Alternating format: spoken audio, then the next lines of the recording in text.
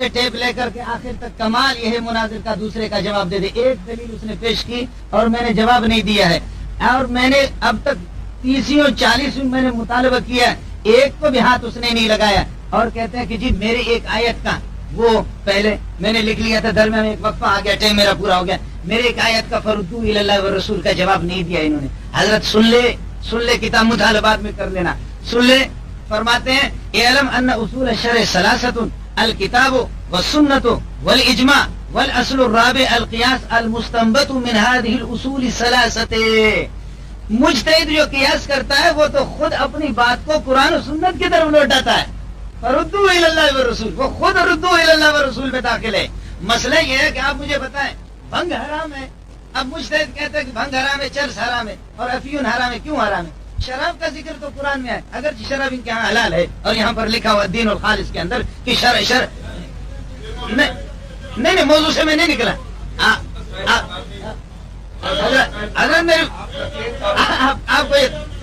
آپ خاموش رہے, میں آپ کو بتا. مجتہد جو ہے نا, مجتہد, آپ میرا ٹائم خراب نہ کریں. آپ اپنی باری میں آپ اپنی باری میں اچھا آپ اپنی باری میں اس پر یہ رد کریں. میں نے عرض کیا کہ مجتہد خود قرآن و حدیث کی طرف اس کو, مثلا یہ ہے کہ وہ کہتے بھنگ اور چرس یہ حرام کیوں ہے, اس کا قرآن و سنت میں ذکر نہیں آیا. تقلید کی ضرورت اس لیے پڑتی ہے کہ یہ چیزیں قرآن و سنت میں نہیں ہے. 80 سال تک ضرورت نہیں پڑی, 70 سال کے بعد کیوں پڑی؟ اچھا اس کا جواب میں ابھی دے دوں آپ کو یا بعد میں دے دوں؟ ہاں ابھی جواب دے دوں, بعد میں جواب دے دوں. اس کو نوٹ کر لینا. ہاں نہیں, اس کو نوٹ کر لو کہ ڈاکٹر صاحب, ہاں اس کو آپ لوگ جو ہے نا نوٹ کر لو. میں اس کو بھی اس کے بعد یہ ہے کہ اس کا جواب دے دوں گا. جی بالکل. اب مسئلہ ہے, حضرت نے شرح معانی الاثار کی عبارت پیش کی, کتاب کا نام بھی صحیح نہیں, معانی الاثار. یہ کوئی عربی میں ٹیپ کو واپس لوٹا دو. اچھا اس عربی میں بھی کچھ پڑھا نہیں. حج تمتع کو کہتے ہیں, حج تمتع کو کہتے ہیں حج تمتع. دیکھ لینا, ٹیپ واپس کر لو. حضرت دیکھو, فقال رسول اللہ صلی اللہ علیہ وسلم, رسول اللہ ہوتا ہے, کالا جب آ گیا تو اس کے بعد رسول اللہ. ٹیپ اس کو واپس کرو. اور کہتے ہیں کہ آپ کے پاس کوئی کتاب نہیں.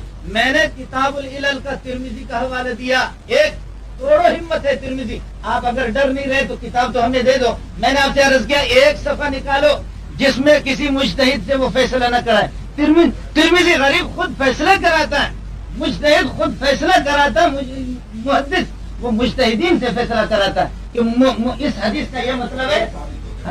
یہی تقلید ہے اس کی, یہی تقلید, یہی تقلید ہے. اچھا اب آپ کو میں بتا, لا ادعو قول رسول اللہ, کہتے کہ رسول اللہ, لا ادعو قول رسول اللہ. اب آپ کو میں بتا رہا ہوں, ومن یتبع حدیث کو ایک آدمی, اب آپ کو میں بتا رہا ہوں.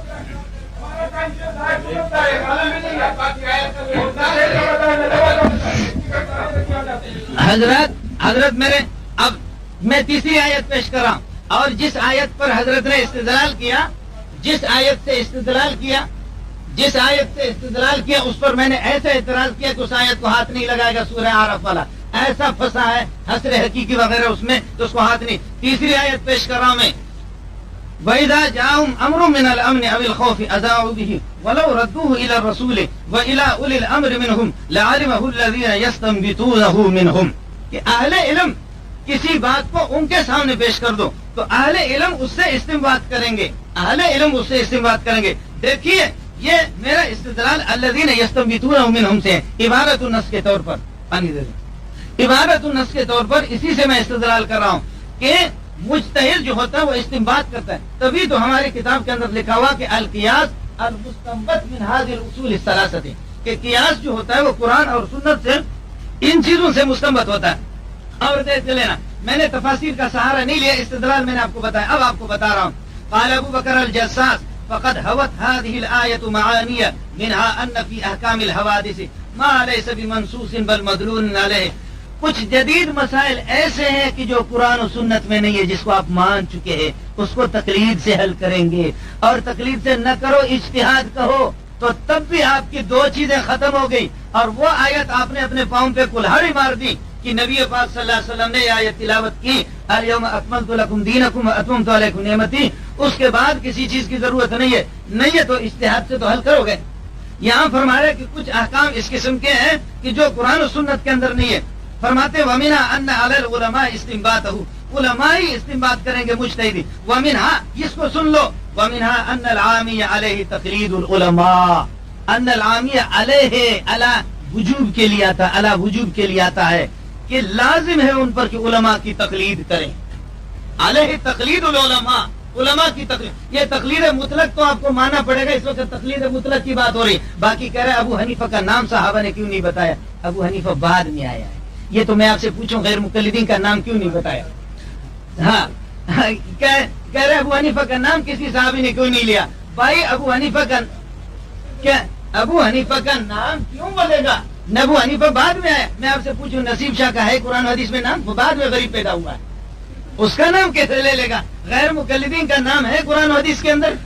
اور انما جعل الامام، فرمایا کہ امامت کی جس میں اہلیت ہو، یہ علیہ تقلید العلماء، اس آیت کے تحت استنباط مجتہد کرتا ہے، استنباط مجتہد کرتا ہے۔ اگر آپ خود کہتے ہیں میں مسائل معلوم کرتا ہوں، تو اب تک تو وضو کی سنتیں آپ سے نہیں ہوئی۔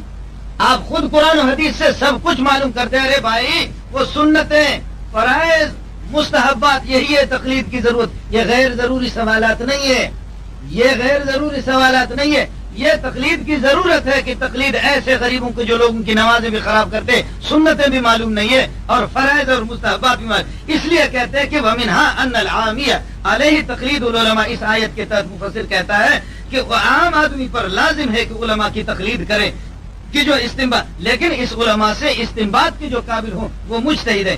اسی طریقہ پر یہ ہے کہ سن لے، یہاں پر تفسیر کبیر ہے، فرماتے ہیں کہ ما من حادثة الا وفيها حكم الله تعالى من تحليل او تحريم او ايجاب او اسقاط، ومعلوم ان كل حادثة لا يوجد فيها نص، فالنصوص معدودة متناهية ولا نهاية لما يقع من الحوادث الى قيام الساعة۔ فرماتے ہیں کہ کوئی بھی نیا مسئلہ، ترجمہ سن لو، کوئی بھی نیا مسئلہ ایسا نہیں ہے کہ جس کا حکم کتاب اللہ کے اندر نہ ہو، حلال اور حرام ہے، لیکن فرماتے یہ بات بھی واضح ہے کہ ہر نیا مسئلہ اس کے اندر نص قرآن موجود نہیں ہے، ہر مسئلے کے اندر قرآن میں نص صراحتاً موجود نہیں ہے۔ کیوں؟ فالنصوص معدودۃ متناہیۃ، نصوص قرآن پاک کے جن آیات سے احکام نکلتے وہ 500 ہے، کروڑوں لاکھوں احکام ہے۔ النصوص معدودۃ، نصوص شرعی ہے وہ معدود کلی ہے، قواعد اور اصول ہے وہ متناہی ہے، ولا نہایت لما یقع من الحوادث، لیکن نئے پیش آمدہ مسائل کی کوئی حد نہیں ہے، وہ تو پیش آتے رہیں گے، ان کو جو حل کرے گا وہ مجتہد ہی حل کرے گا۔ وَكَذَلِكَ الصَّحَابَةُ مَا اشْتَغَلُوا بِاعْتِمَادِ نَصٍ فِي كُلِّ حَادِثَةٍ، صحابہ نے ہر اس کے اندر کہتے کہ آیت تو انہوں نے پیش نہیں کی، اجتہاد ہی سے انہوں نے کام لیا۔ اب یہ ہے کہ سن لے تیسری چوتھی آیت، فَاسْأَلُوا أَهْلَ الذِّكْرِ إِن كُنتُمْ لَا تَعْلَمُونَ، اور میں بھی لا تعلمون میں داخل ہوں، آپ بھی لا تعلمون میں۔ فَاسْأَلُوا أَهْلَ الذِّكْرِ، فَاسْأَلُوا أَهْلَ الذِّكْرِ، اہل ذکر کہ جو قرآن و سنت کو جانتے ہیں ان سے پتہ کرو۔ اور میں کہہ رہا ہوں میں آپ سے پوچھوں گا نہیں، اس لیے کہ آپ کو وضو کی سنتیں بھی نہیں آتی، فرائض اور واجبات بھی نہیں ہے۔ میں ابو حنیفہ کی طرف جاؤں گا، وہ اہل ذکر ہے، میں ابو حنیفہ کو اہل ذکر سمجھتا ہوں، آپ کو تو غریب کو کچھ بھی یہ بھی پتہ نہیں ہے۔ ان کنتم لا تعلمون، اگر تم نہیں جانتے ہو، جو اسپیشلسٹ ہے جیسے ڈاکٹر اعلیٰ درجے کا جو اسپیشلسٹ ہو، آپ کہیں گے کہ جی صحابہ کی تقلید نہیں کرتے ہیں، صحابہ کی تقلید کرتے ہیں، صحابہ کی تقلید، لیکن دکھاؤ کہ حضرت ابو بکر رضی اللہ تعالیٰ عنہ کے اس کا فقہ کہاں مدون ہے، مسائل پر کون سی کتاب لکھی ہے یہ دکھاؤ، اور حضرت عمر نے کون سی لکھی ہے احادیث۔ میں آپ کو پھر بتا رہا ہوں کہ کروڑوں ابو حنیفہ و ابو بکر اور اسی طریقہ پر حضرت عمر کے جوتیوں پر قربان ہو، انہوں نے انہیں کے اقوال سے، ان کو تو ہم مانتے ہیں، ان کی تقلید کرتے ہیں صحابہ کی اور تابعین کی، ابو حنیفہ رحمۃ اللہ علیہ تابعی ہے، انہیں کی بات سے۔ تو اب یہ ہے کہ سمجھ لو، فسألوا اہل ذکر، فرماتے واستدل بها ايضا على وجوب المراجعه للعلماء فيما لا يعلم، کہ جو احکام علماء لوگوں کو معلوم نہ علماء کے در لم يختلف العلماء، اس کو سن لینا، ان العامة على تقلید علمائها، یہ آیت تقلید سے متعلق ہے، ورنہ قرآن کے 6666 آیات میں لوگ کیوں نہیں، اس مفسرین اس بات کو دوسری جگہ کیوں نہیں لکھتے، الحمد کے تحت نہیں لکھتے، بسم اللہ کے تحت نہیں لکھتے، اعوذ باللہ کے تحت نہیں لکھتے، یہ تقلید ہی سے تو متعلق ہے، تبھی تو یہ بات یہاں پر لکھتے ہیں۔ یہ تقلید سے متعلق ہے. فرماتے ہیں لم یختلف العلماء، علماء کا اس میں علماء کا کوئی اختلاف نہیں ہے، اختلاف کرنے والا غیر عالم ہوگا. علماء کا کوئی اختلاف نہیں. ان العامۃ علی تقلید علماء، عوام پر تقلید لازم ہے. وانہم هم المرادون بقول اللہ عز وجل، اور یہی لوگ مراد فصلوا اہل واجمعوا، اجماع ہے. واجمعوا، اچھا آگے ذرا سن لینا. جی فصلوا اہل الذکر، فصلوا اہل الذکر ان کنتم لا تعلمون. نحمده ونصلي على رسوله الكريم. اما بعد، بات جہاں سے شروع ہوئی وہیں پر ٹھہری ہوئی اس حوالے سے کہ قرآن کریم کی کوئی آیات محترم نے اب تک پیش نہیں کی جس میں ابو حنیفہ رحمۃ اللہ علیہ. آپ خاموش کیوں نہیں ہوتے؟ عجیب بات ہے یہ، کیسے عجیب بات، کیسے اللہ کے بندو آپ بول رہے ہیں، آپ بول رہے ہیں، بس بولتے رہیں گے. اس کا کیا مطلب ہے؟ کیا مطلب ہے اس کا؟ نہیں، اس کا کیا مطلب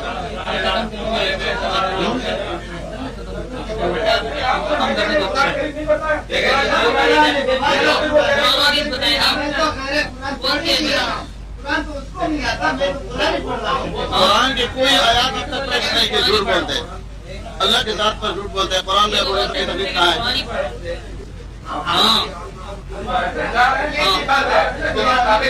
نہیں ہوئی ہے، رد ہوئی تقلید کی. اور ردو الی اللہ و رسول ہے، تکلیف نہیں ہے، امیر کی اطاعت ہے. رد ہوئی رد. قرآن شریف کی آیت سے ابو حنیفہ کی تقلید ہے نہ کسی اور کی تقلید ہے. دیکھیے اللہ رب العالمین کا خوف کرنا چاہیے کہ ہم نے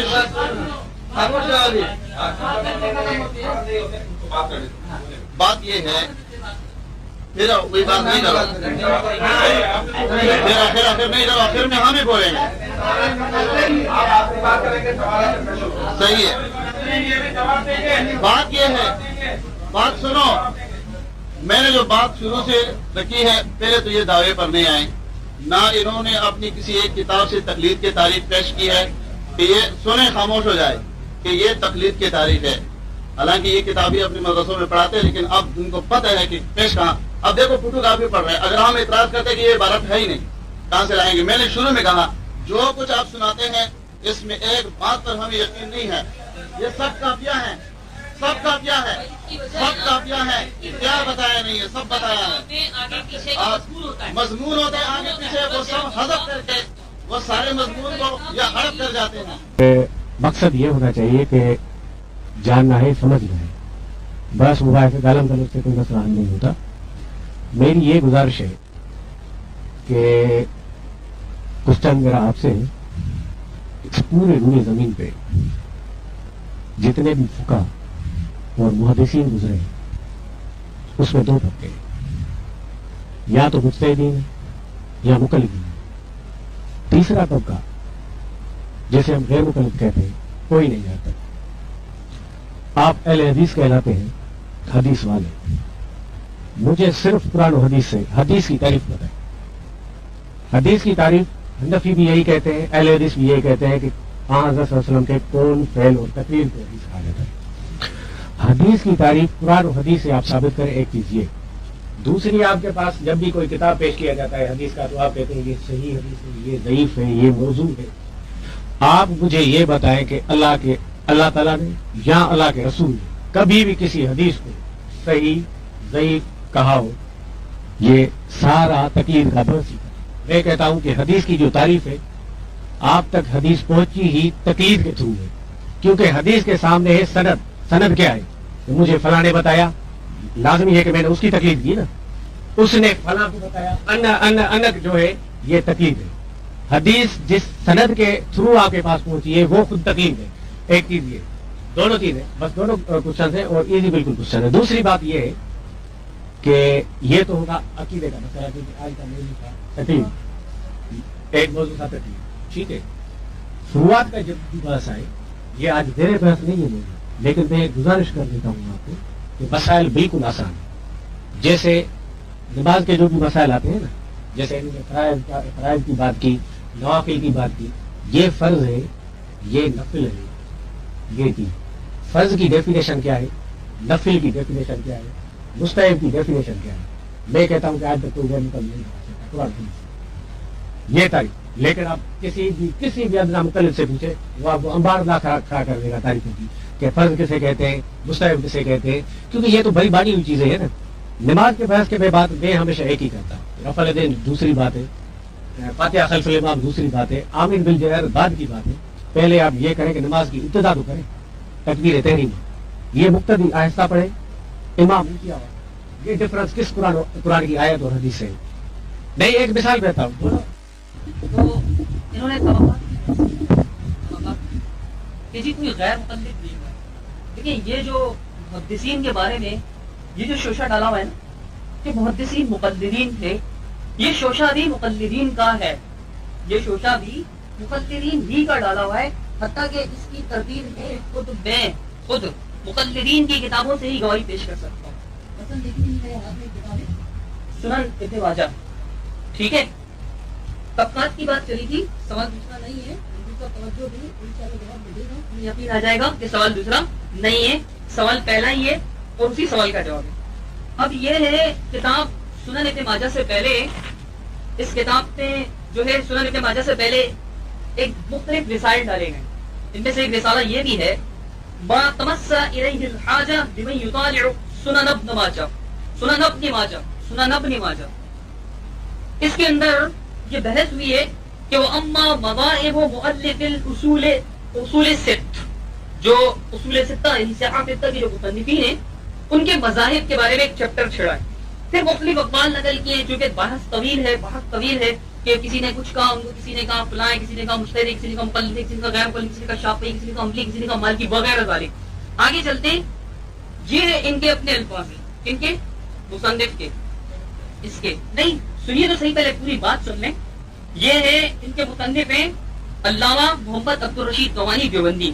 یہ فرماتے ہیں فانظر الی ھذا التجاذب، اس تجاذب کی طرف دیکھیے. اور پھر کہتے ہیں الذی وقع بین ھؤلاء الاعلام، جو ان معروف لوگوں کے درمیان واقع ہوا. فتارۃ یعدون احدهم شافعیا وتارۃ حنبلیا، کبھی کسی کو حنبلی شمار کرتے ہیں، کبھی کسی کو شافعی شمار کرتے ہیں. وہ اخرى مجتہدا، کوئی کہتا ہے نہیں مجتہد ہے. اور پھر کہتے ہیں وھذا کلہ عندی تخرص، یہ سارے کا سارا میرے نزدیک کیا ہے؟ اٹکل پچو. تخرص کس کو کہتے ہیں؟ اٹکل مارنا، وہم و گمان کی باتیں کرنا، اٹکل کی باتیں کرنا، کچی بکی، بے دلیل، بھوری، کمزور.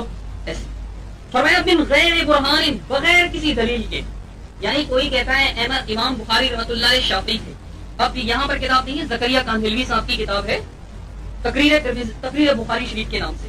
اس میں زکریا صاحب کہتے ہیں کہ بھائی بعض لوگوں نے امام بخاری رحمۃ اللہ علیہ کو کہا کہ امام بخاری رحمۃ اللہ علیہ شافعی تھے. صفحہ نمبر 54 ہے، جو دارالارشاد سے چھپی ہے اس کا صفحہ نمبر 54 ہے، جلد نمبر بلکہ مقدمہ میں. فرماتے ہیں زکریا کاندھلوی صاحب جو معروف شیخ الحدیث تبلیغی جماعت والے فضائل اعمال والے، فرماتے ہیں کہ بعض لوگوں نے کہا کہ امام بخاری رحمۃ اللہ علیہ شافعی ہیں، وہ اس لیے کہ وہ امام ابو حنیفہ رحمۃ اللہ علیہ سے زیادہ ناراض ہیں. حالانکہ شافعی سے بھی کچھ کم ناراض نہیں ہے، ان سے زیادہ ناراض. ابھی اتنی دیر سے یہ بات چل رہی ہے کہ مجتہد فلاں کا مقلد. اب زکریا صاحب خود بتا رہے ہیں کہ وہ مجتہد سے ناراض ہے امام بخاری سے. امام بخاری رحمۃ اللہ علیہ اتنے بڑے عظیم محدث ہیں، ان کی عظمت کے، ان کی حدیث کے مہارت کے، ان کے فن حدیث میں مہارت کے، یہ سب گواہ ہیں. پہلی بات سنیں، پوری بات سنیں، بات نہیں کرنے دیں ڈاکٹر صاحب، یہ غلط ہے، یہ انصاف کے خلاف ہے، یہ انصاف کے خلاف ہے، یہ انصاف کے خلاف ہے. اب یہ جو طبقات کی بحث ہے، یہ طبقات کی بحث، آپ بات سنیں پوری، آپ بات سنیں، یہی بات آ رہی ہے، بالکل یہی بات ہے. جہاں تک مقلدین، سوال یہ تھا نہیں، سوال یہ تھا کہ مقلدین کے دو، محدثین کے دو طبقے، یا مقلد یا مجتہد. ایسا نہیں ہے، ایسا نہیں ہے، ایسا نہیں ہے.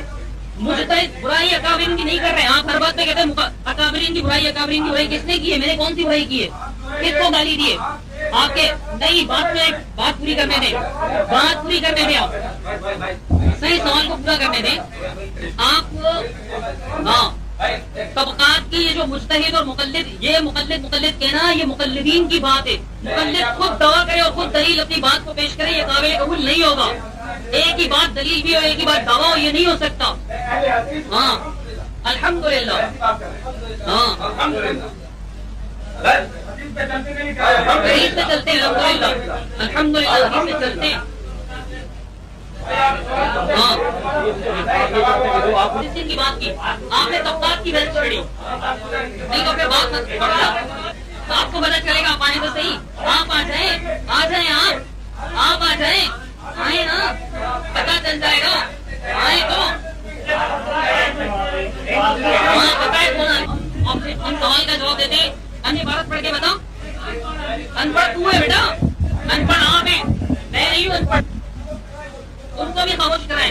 नहीं, ये कोई लाजमी नहीं है, नहीं ये कोई जरूरी नहीं है, नहीं आप भी पढ़ गए, मैंने सके की पढ़ाई नहीं की, सके को मैंने क्या कहा, आप जाहिल हैं, आप, मैं पढ़ता हूँ, तालिब इल्म हूँ, मैं तालिब इल्म हूँ, जाहिल नहीं हूँ, मदरसे में पढ़ता हूँ, मदरसा में, मैं जाहिल नहीं हूँ, आप जाहिल हैं, आप जाहिल हैं, अब्दुल हादी जाहिल है, नहीं हुआ है, तो फिर मैं जवाब दे सकता हूं? नहीं, फिर हम भी करेंगे सवाल, यही जवाब है, आप जवाब दें। तो मैंने भी खामोशी से बात की थी। एक मिनट, एक सेकंड, मैं बताता हूँ आपको, मैं जवाब देता हूँ, एक मिनट, एक मिनट मुख्तसर बात, अच्छा बात सुनो। उन्होंने आपको कुछ भी नहीं कहा, उन्होंने ये कहा कि इन उलमा के बारे में किसी ने कहा कि ये शाफिई है, किसी ने कहा कि ये हम्बली है, हालांकि वो न शाफिई है न हम्बली है। सवाल ये है, आपका सवाल क्या है? अच्छा ठीक है, एक मिनट, आपका सवाल ये है,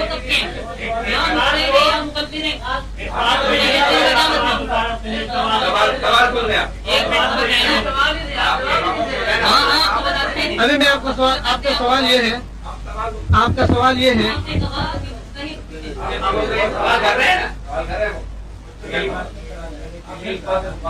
आपका सवाल मैं समझ गया, आपका सवाल मैं समझ गया, आपका सवाल ये है,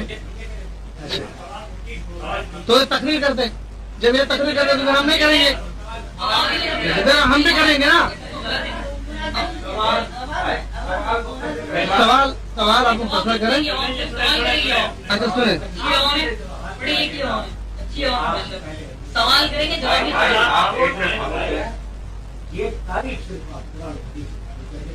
बस खड़ा हो जाओ, नहीं आगे नहीं जाओ, आगे नहीं जाओ, आगे नहीं जाओ।